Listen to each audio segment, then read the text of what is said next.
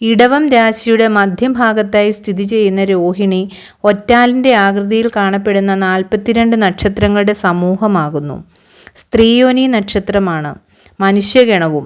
ഈ നക്ഷത്രത്തിൻ്റെ ദശാനാഥൻ ചന്ദ്രനാണ്. രോഹിണി നക്ഷത്രത്തിൽ ജനിക്കുന്നവർ മിക്കവാറും കൃശഗാത്രരായിരിക്കും. പൊക്കം കുറഞ്ഞ് തടിച്ച് മാംസള ശരീരക്കാരും ഇക്കൂട്ടത്തിലുണ്ട്. അതെല്ലാം അവരുടെ ജാതകത്തിലെ ഗൃഹസ്ഥിതി വശാൽ ഉണ്ടാകാവുന്ന അപൂർവ ലക്ഷണങ്ങളായിരിക്കും. ഏതായാലും ഇവരുടെ കണ്ണുകൾക്ക് പ്രത്യേകമായ ഒരു ആകർഷണവും വശ്യതയുമുണ്ട്. സൗന്ദര്യശാലികളായ ഇവർക്ക് അന്യരെ ആകർഷിക്കത്തക്ക ഒരു വശീകരണ ശക്തിയും ഉണ്ടായിരിക്കും. നിസാര കാര്യങ്ങളാൽ ക്ഷോഭിക്കുന്ന സ്വഭാവമാണ് ഇവർക്കുള്ളത്.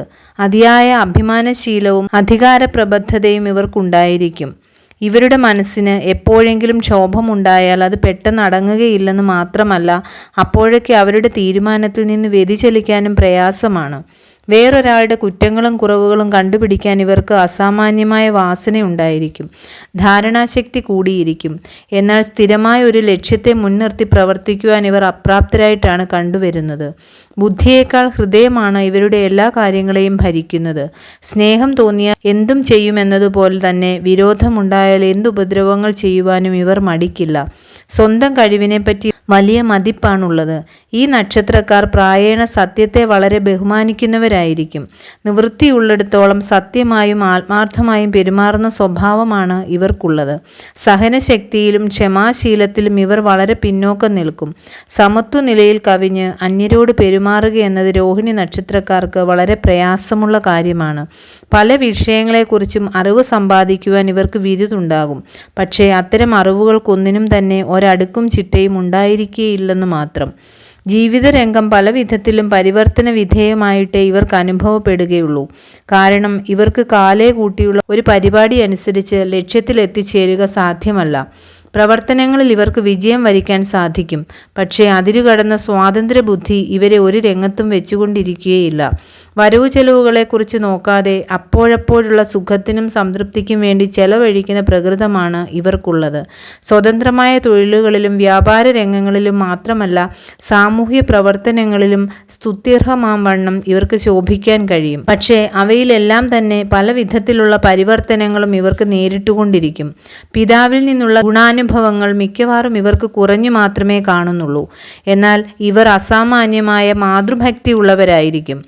ഇവരുടെ സ്വതന്ത്ര ബുദ്ധി പലപ്പോഴും അധപ്പതനത്തിന് വഴിതെളിച്ചിട്ടുള്ളതായി പല അനുഭവങ്ങളും ചിലരെ സംബന്ധിച്ച് കണ്ടുവരുന്നുണ്ട്. നിസ്സാരതയുടെയും നിസ്സഹായതയുടെയും അടിത്തട്ടിൽ നിന്ന് വളരെ ഉയർന്നു വന്നിട്ടുള്ളവരും ഈ നാളുകാരിൽ കാണപ്പെടുന്നുണ്ട്. സാമുദായികമോ സാങ്കേതികമോ ആയ നിയമങ്ങളെപ്പോലും ആവശ്യമെന്ന് വന്നാൽ നിസ്സാരമെന്ന് കരുതുവാൻ തക്ക വിധം ചിലപ്പോൾ പ്രേരണ നൽകാൻ അതിരു കവിഞ്ഞ ഇവരുടെ സ്വാതന്ത്ര്യ ബുദ്ധിക്ക് കഴിയും.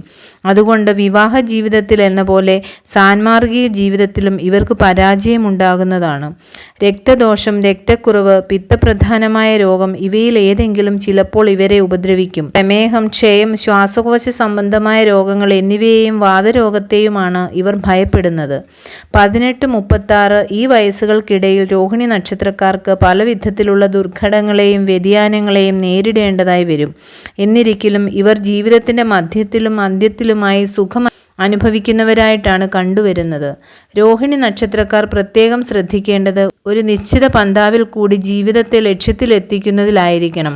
മറ്റൊരാളിൽ വിശ്വാസം അർപ്പിക്കേണ്ടി വരുന്ന എല്ലാ ഇടപാടുകളിലും സൂക്ഷിക്കണം.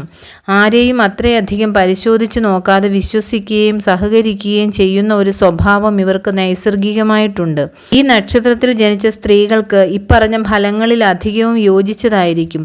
ഇവർ ആകർഷണീയമായ സൗന്ദര്യമുള്ളവരും സൗശീലാദി ഗുണങ്ങളുള്ളവരുമായിരിക്കും.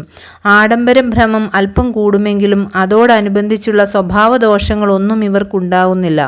പക്ഷേ ഹൃദയ ദൗർബല്യം അല്പം കൂടുതലായിരിക്കുമെന്ന് മാത്രം.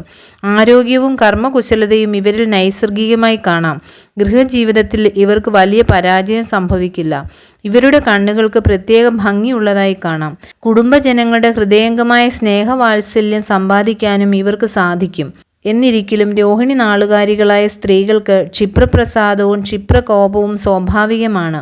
ഭർത്തൃഭാഗ്യവും സന്താനഭാഗ്യവും ഇവർക്കുണ്ടായിരിക്കും. വിവാഹത്തിന് ധനം സംഗ്രഹിക്കുന്നതിനും ദേവാലയ നിർമ്മാണം, മറ്റ് മംഗളകർമ്മങ്ങൾ ഇവയ്ക്കും ഈ നക്ഷത്രം കൊള്ളാം. രോഹിണി നാളുകാരുടെ ജനനം ചന്ദ്രദശയിലാകുന്നു. സാമാന്യേന 5 വയസ്സുവരെയെന്ന് കണക്കാക്കാം. തുടർന്ന് ചൊവ്വ 7, രാഹു 18, വ്യാഴം 16, ശനി 19, ബുധൻ 17 ഈ ക്രമത്തിൽ ഇവർക്ക് ദശാകാലങ്ങൾ നടക്കുന്നു.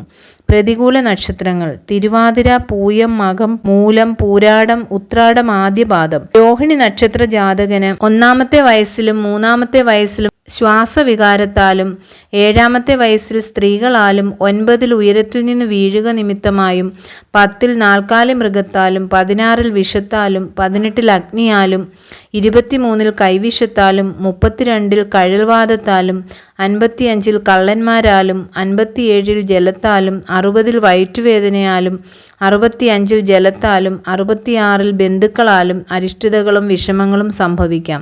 ഈ സന്ധികൾ കടന്നാൽ 86-ാം വയസ്സിൽ കുംഭമാസം പൂർവപക്ഷത്ത് നവമിയും ഞായറാഴ്ചയും കൂടിയ ദിവസം രോഹിണി നക്ഷത്രം ഉദിച്ച് 7-ാം നാഴികയ്ക്ക് ജ്വരത്തിൽ ആപത്ത് സംഭവിക്കും. രാഹു, ശനി, കേതു എന്നീ ദശാകാലങ്ങൾ ഇവർക്ക് പൊതുവെ അശുഭമായിരിക്കും.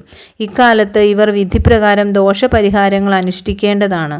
രോഹിണി നക്ഷത്ര ജാതർ പതിവായി ചന്ദ്രനെയും ചന്ദ്രന്റെ ദേവതകളെയുമാണ് ജപിക്കേണ്ടത്.